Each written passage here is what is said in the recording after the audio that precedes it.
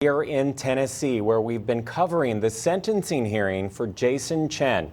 He's facing life in prison after a jury found him guilty of premeditated murder in the death of his girlfriend, Jasmine. Prosecutors say Chen killed her and stuffed her remains in a suitcase, placing that near the river near his home. Let's get you back into court now. Right now, where we left off on the stand is Jasmine's cousin, Jacklyn White.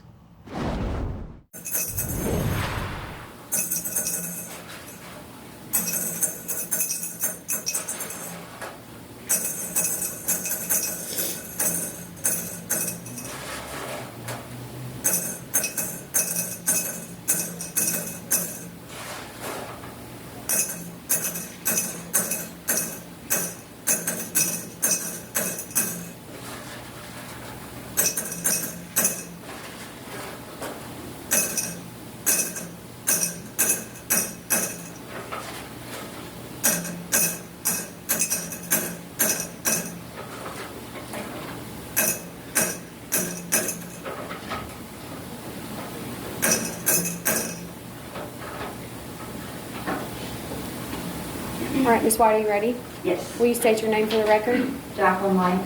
Can you describe for the jury your relationship with Jasmine Pace? She was my little cousin. Okay, are you ready to read your statement? I will try. All right, thank you. 60 stones are in this jar, one to represent every stab wound found on my beautiful, innocent 22-year-old cousin. For 2 years and 2 months, I have thought of this very moment, the moment I would have the chance to confront the subhuman villain sitting among us. His mere presence defiles this very court, and I am so sorry for everyone here that has had the unfortunate fate of having to cross paths with him. Thank you to everyone that dedicated hours, time away from their families, blood, sweat, tears, and trauma to ensure that whatever justice could be given to my family would be had. My thirst for vengeance and the rage inside of me is a two-edged sword. It serves no one but me selfishly, and it only gives this predatory sociopath the attention that he so desperately craves. Even worse, it makes us all lose sight of the most important thing and why we are all here, Jazzy. Her legacy, her memory. I refuse to allow this creature to erase that. I won't let you steal that the way you stole her life. Nothing I say here today will ever make any of you feel the impact of this loss on my family. If it hasn't happened to you, it isn't a pain you're even capable of fathoming. The closest you could probably get is to close your eyes, remember those photos that will forever be engraved in all of our minds, and replace her face with the face of somebody that you love. Your daughter, your sister, wife, somebody that mattered to you. Thank God every day that this wasn't them. Hug them a little bit tighter. But open your heart to hear about who she was and why this loss is so vast. Jasmine was warm. She was kind, thoughtful, loving, generous, sassy. She was beautiful on the inside as well as the outside. She was fiercely protective over her family. She would literally come running if you needed her. She was 22 but still had a childlike innocence about her. She had a tattoo on her wrist that many of us do now, a sleepy panda. It is one of the silly things that we laugh at because Katrina asked her, "Why would you get that? It's so pointless." And Jasmine's answer was, "Because every time I look down, it makes me smile. Every time I look down at mine, I now have to fight the intrusive thoughts that plague my mind. I have to force myself to remember her beautiful words and not her tiny wrist with handcuffs rusting over that tattoo." She wanted kids and often talked about the kind of mom she wanted to be. I can still picture how she greeted you. She would smile, dimples intact, outstretch her arms to hug you, and not because of etiquette or decorum. It wasn't the fake one-armed, "I'm going to pat you on the back because I'm supposed to." It was genuine. She meant it. The cliche, "she lit up a room," is fitting for her. I often think of the last time that I hugged her. She was crying, she was hurting, and she still thought of everyone around her and their well-being. What a lot of you don't know is hours before Jasmine was murdered, we were all together saying goodbye to our beloved Granny. It was not expected. She woke up not feeling well that day. She went to the emergency room and was dead by that evening. We used to have a joke about who Granny's favorite was.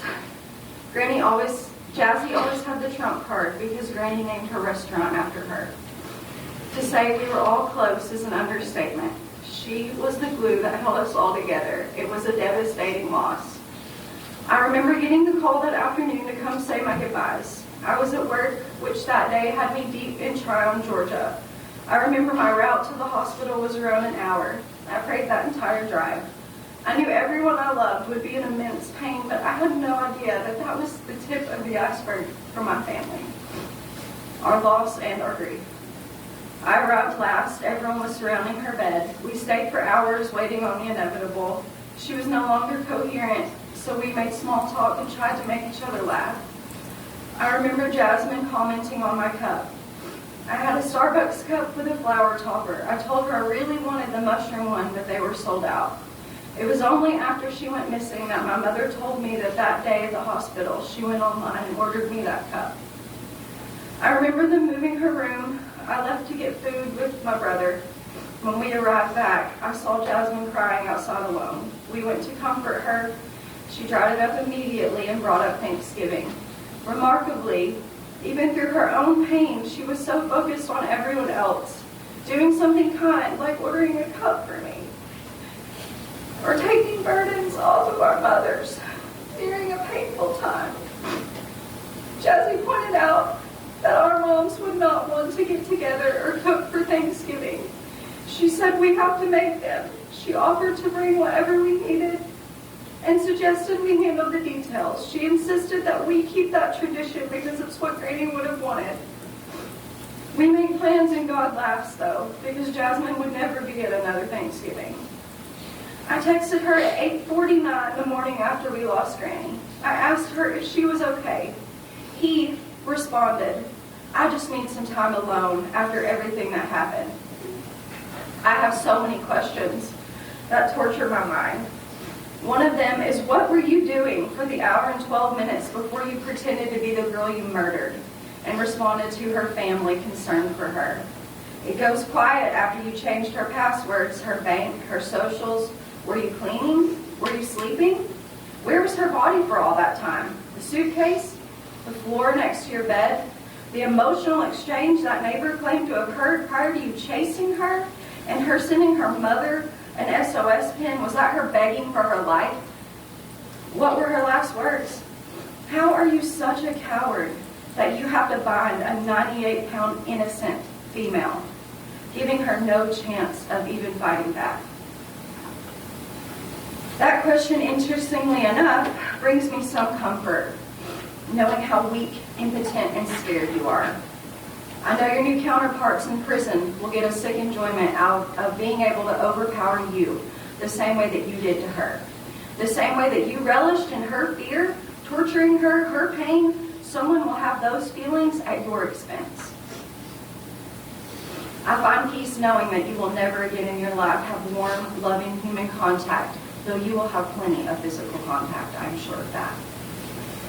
If I were cold, I would be sure to tell you that while you were trying your best to look down and not get excited by the photos of my dead cousin, your mother was hyperventilating alone in a corner outside. If I were spiteful, I would remind you that your last victim, Jason, is your own family.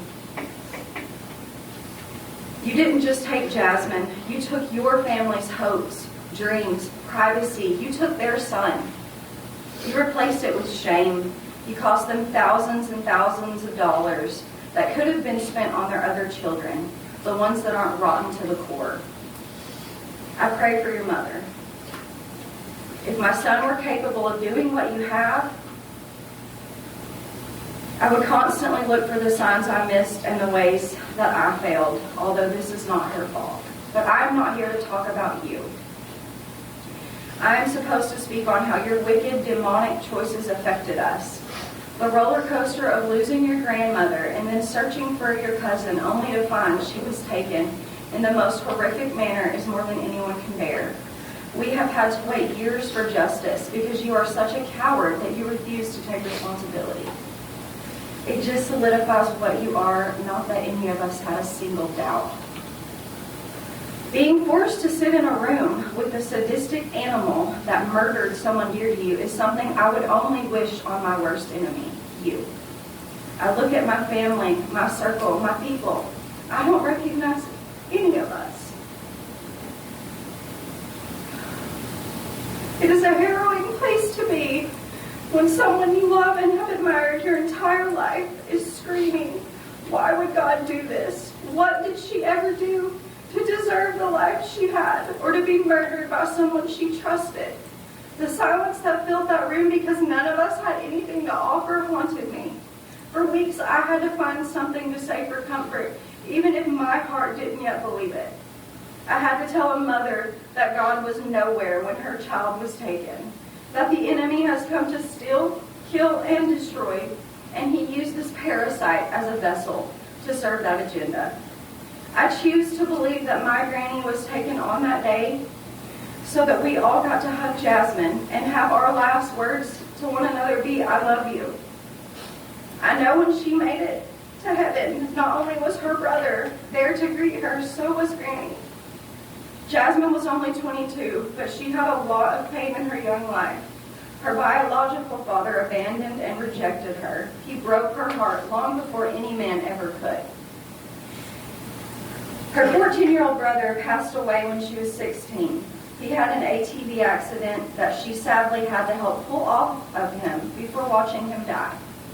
She lost her grandmother and then her life at the hands of someone she went to for comfort. She overcame so much, and she still chose every single day to have a trusting heart and a kind soul. Jasmine was a fitting name for her. The flower that blooms in adversity is the most rare and beautiful of all. There are no words that I could say about her to make any of you grasp that if you didn't know her, but I would like to read some of her own from her journal. I pray that her words help you to understand that she was remarkable, truly. The void of her loss will never be filled. Every smile, every memory we make, every accomplishment, holiday, birth, the big moments for our family will always have an undercut of sadness because she isn't here. We have a life sentence of pain due to Jason Chen's actions. We will never wake up and have a chance to put this behind us. It will be with us every single day until we leave this earth. It is embedded in our DNA. He should have the same life sentence we bear. He should never be allowed to leave prison and start his life over or put this behind him. There has never been one shred of regret, humanity, or normalcy shown from this empty-eyed beast. He is beyond saving.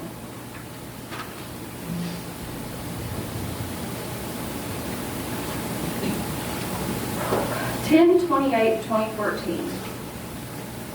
This is her journal. My daddy is taking me shopping tomorrow.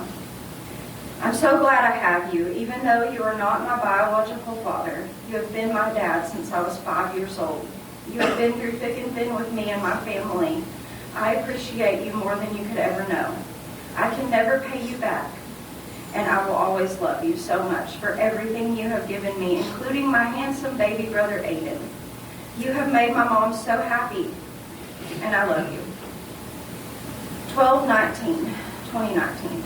Austin, her brother. Do you miss me like I miss you? I doubt it. I know heaven would never allow that kind of pain behind its gates. I wonder what you think when you see me. Do you smile looking down on me? Or do you shake your head? I hope I make you proud. The sky has been so much prettier since you made it up, and I hope the angels know what they have. Granny, I want you here with me more than anything, but I understand if this fight is too hard on you and you yearn to rest. I love you enough to let you go, and I want you to know